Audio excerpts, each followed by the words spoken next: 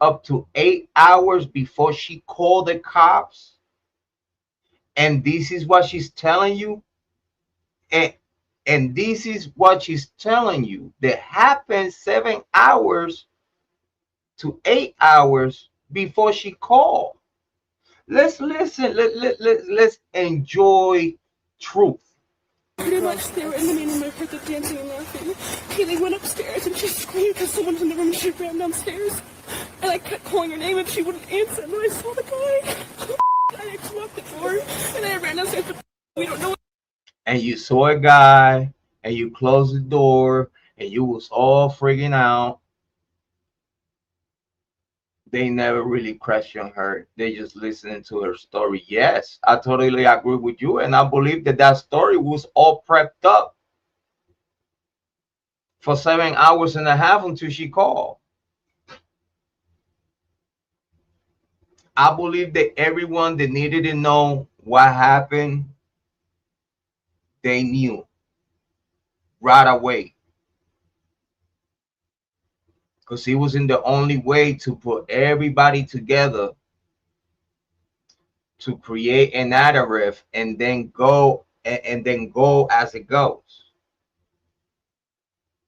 You first try to say that it was self-deletion. You said that the same day the cameras were in front of the house before the bodies came out.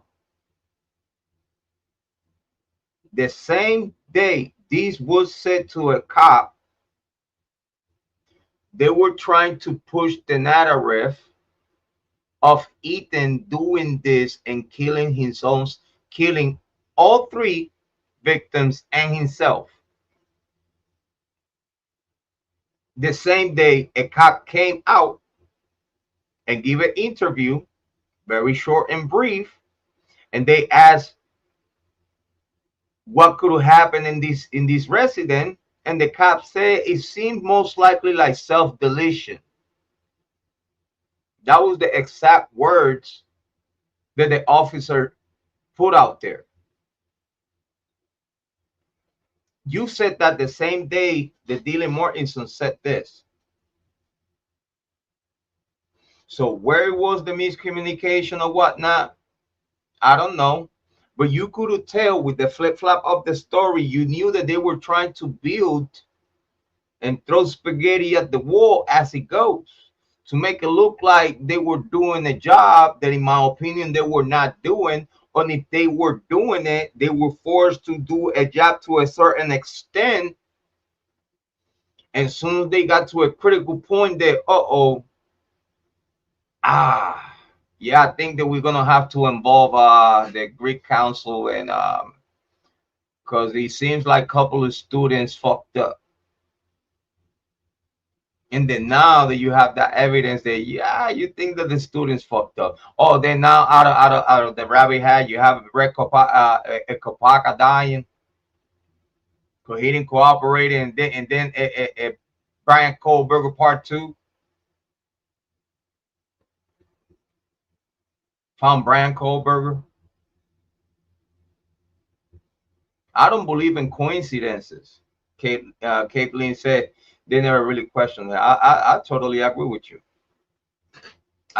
They question her, but they question her with a narrative already in place.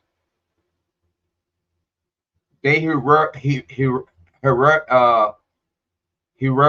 practice rehearsal. They rehearse. Big words, language barrier. Let's say Nunes, Warner, and Gooderson were bench warmers. They knew beforehand what happened, and in my opinion, I have to believe and trust that. I have to, because authorities and everyone surrounding the case is not giving me any other but to trust and believe that, for the simple reason that everything hours of rehearsal and cleanup, yes,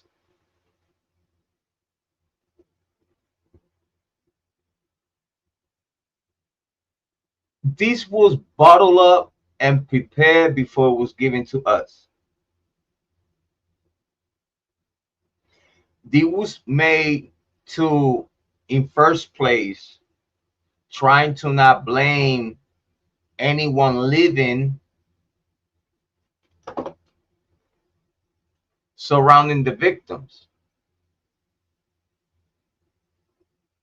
As y'all could see, first day, they try to say that it was self-deletion, and then y'all saw in the body cam footage the officers talking about the angle of what you think. Do you think Ethan could have done it?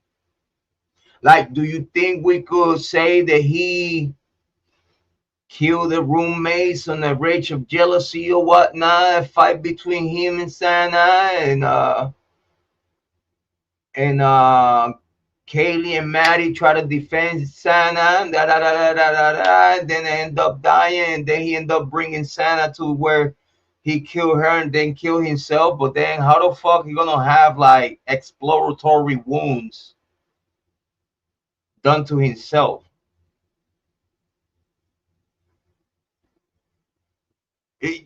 You see what I'm trying to tell you? They knew early that they needed to try something else outside of what it is. Big shout out to Glory. Thank you for being here. I appreciate it. Glad to see you. Glenn said, you said it yourself, MPD won't talk to you once they knew you knew. Yeah, like when I had that conversation with Brett Payne, and I told him, listen, right now I'm speaking on behalf of Kara. Because Kara, as well everybody know, she was on the run at that time. And then not on the run, just avoiding the situation. Big shout out to Kara.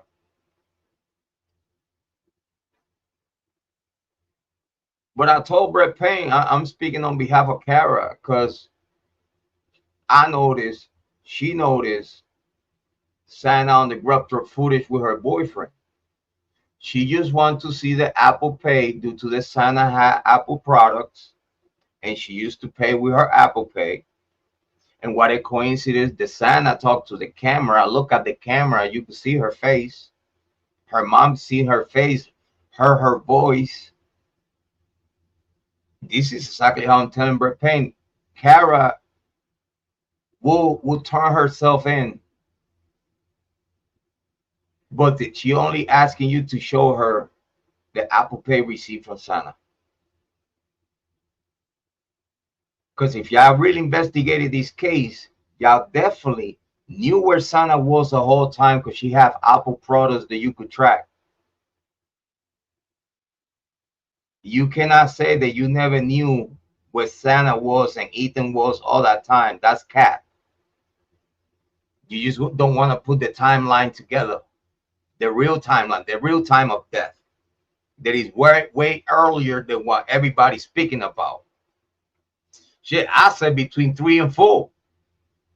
Lately, after the last information that I got, I could tell you Kiely and Maddie left the grub truck by 1:58, 1:55, 1:58. By the time they got to their house, it was like 2:05, 2:05, 2:10, the latest, because he's not that far from the grub truck to the house on the car. It's not that far. I believe that as soon as Kiely and Maddie got to the house, everything started. And due to the Ethan and Sana was still at the grub truck. Because remember, Dylan Mortensen said it on the live that she was talking. She said that everybody was in Kiely and Kiely on Sana's room talking about going to the grub truck. That just tell me that was all cap, in the same way she was lying about everything, but she got that guilty conscience that she knew that Ethan and Sana